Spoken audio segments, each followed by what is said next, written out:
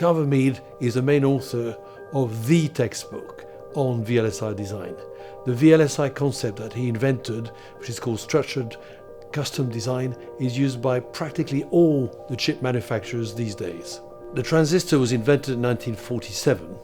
We then spent most of the 1950s trying to work out how to put several transistors on a single piece of silicon.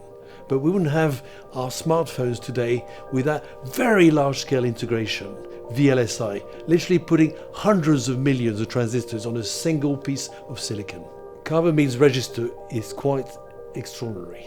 From single electron physics, discovering how a single electron can tunnel through an energy barrier, to controlling the flow of trillions of electrons in a VLSI chip.